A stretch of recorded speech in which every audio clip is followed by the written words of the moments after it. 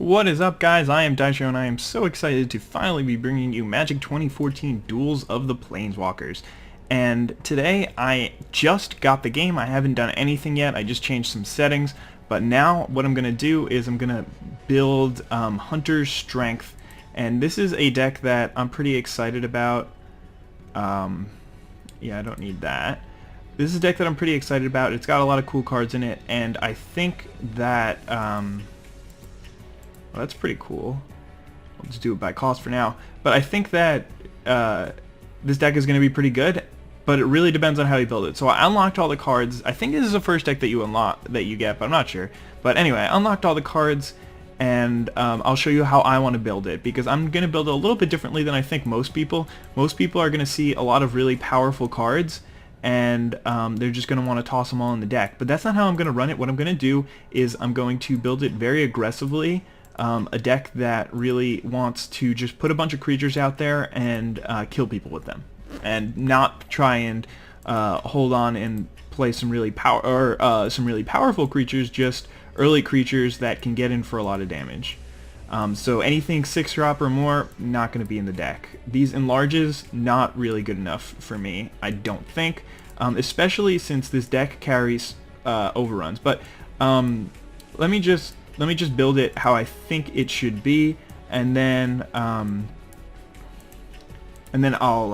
hold off and let you know what's going on. So I just need to take out some cards that they had put in the deck originally that I don't want to run. Looks like I might have to throw a couple extra things in. I haven't calculated exactly how I want this deck to be, but I think I'm pretty much there. So I just need to take out 3 more cards, which shouldn't be that hard. There are a couple of stinkers in here. I didn't really want to run these. Too much removals, not good. But I'll bring up all the cards in just a second. And I think for the last card, I'll take out this 5-drop. Okay. So I'm going to show you all the cards that I included, and I'm going to explain to you why I included them. This is just a preliminary build. I'm not 100% sure this is going to be the way I keep it the whole time, but for now this is what we're going with. So Rancor is just a really powerful card. It makes any small creature into a threat, and the best part about it is it has the weakness that it's an aura, but it's sort of like an artifact equipment in that it'll keep coming back and you can put it on different creatures at different times. Prey Upon is your basic removal spell. This deck doesn't need removal because it has bigger creatures, but sometimes removal is really useful in getting some flyer that's going to outrace you down, or some defender that you wouldn't have been able to kill otherwise. Anyway, Kalanian Tusker. This card is awesome, and it's really one of the reasons why I wanted to run the deck like this. It's just a 2-mana 3/3. Really powerful card, and there's 3 of them in the deck. And then you've also, your other 2-drops are these 3-mana, or 3/2 for 2s, Garruk's Companion, and it's got Trample. So that's one of the main reasons. And then the 3-drops are also really powerful. Predator Ooze is just a really good card. It was printed in Innistrad, I believe, maybe Dark Ascension, I'm not really sure. But it's indestructible, and whenever it attacks you get a counter on it, and whenever it's dealt damage you get a counter on it. So it's not too powerful off the start, but it's an indestructible creature for 3 mana, which is pretty great. And the fact that you can keep attacking with it makes it better. Prey Upon works wonders with this card, because whenever a creature dealt damage by Predator Ooze's turn dies, you put a counter on it. So it doesn't have to be combat damage, it can be any type of damage. Then Gloom Widow is kind of in the deck just to be a 3-mana 3/3. It can't block grab creatures, which is a detriment to it, but it can block flyers, which can be useful in a deck because I'm not running that much removal in it. Eternal Witness is an interesting card to keep in this deck.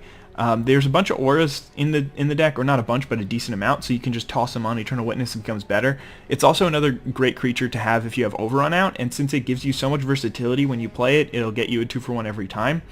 That makes it a lot better. So whenever it enters the battlefield, you may return target card from your graveyard to your hand. So really, really powerful card. Then here is Leatherback Baloth. I wish that there were more of these in the deck, but they only gave me 1. Jerks.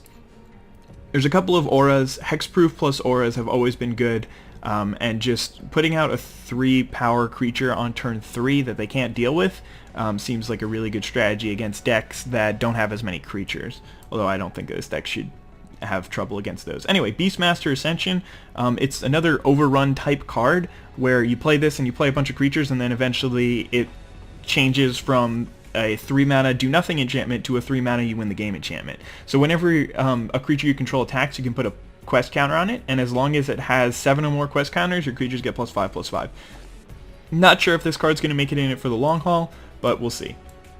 Elephant Guy, enchanted creature gets +3/+3. When that creature dies, you get a 3/3 elephant. Obviously a great card. Either of those effects are worth a card. As you can see, I'm playing the Gloom Widow just for the 3 mana 3/3, and I'm playing Oakenford just for the +3/+3. So these cards are really variable depending on how the format is. I'm not sure because I haven't played any games with it yet, but if my opponents are playing a lot of removal decks, and I don't know how many there are, or if there are a lot of bounce spells and stuff, then this card's going to get a lot worse, and it's going to leave the deck immediately. So here's Master of the Wild Hunt, which it doesn't really fit with the deck too well, in that it's just a 4 mana 3/3, so it's not really ahead of the curve in terms of power and toughness, which most of my creatures are, but it does provide an army, which is part of the deck, and it gives me a unique answer to a lot of different situations with its ability to fight. I'm not going to read the whole thing. It was in the last duels, but I left it up for long enough, so just pause the screen now if you want to read it. Fangren Firstborn, whenever it attacks, put a +1/+1 counter on each attacking creature. That includes itself. It gets gigantic. It makes everything gigantic. It's exactly what I want for this deck. And its original power and toughness, 4/2, is still pretty powerful. Cudgel Troll is sweet. 4/3, regenerate for 1. Yep. Brawn is an interesting card. It's a 3/3 trample for 4, which trample is really good in this deck.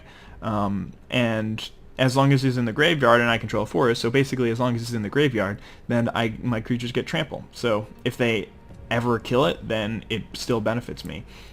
And then my 5-drops all basically do the same thing, which is I want to cast this 5-drop and then win the game that turn. So Bellowing Tangleworm has Intimidate and gives all my other creatures Intimidate.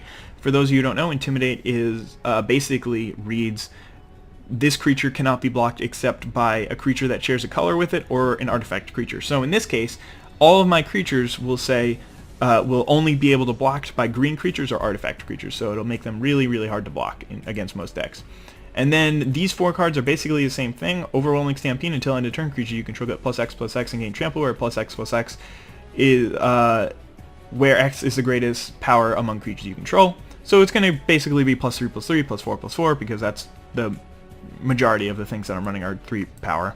And then Overrun is just for sure +3/+3. So that's the way that I'm going to be running this deck. 21 creatures, 15 other. That's actually a lot more than I thought it would be. Hold on, I'm just going to take a once over. So yeah, there aren't any other creatures that I can run. I'm literally running every creature that is below 5 mana. And it might be correct to run this deck more rampy, but I feel like the other green deck is going to be better at that, and you don't want to be playing the other person's game. You want to be playing your own game. So hopefully this will work out.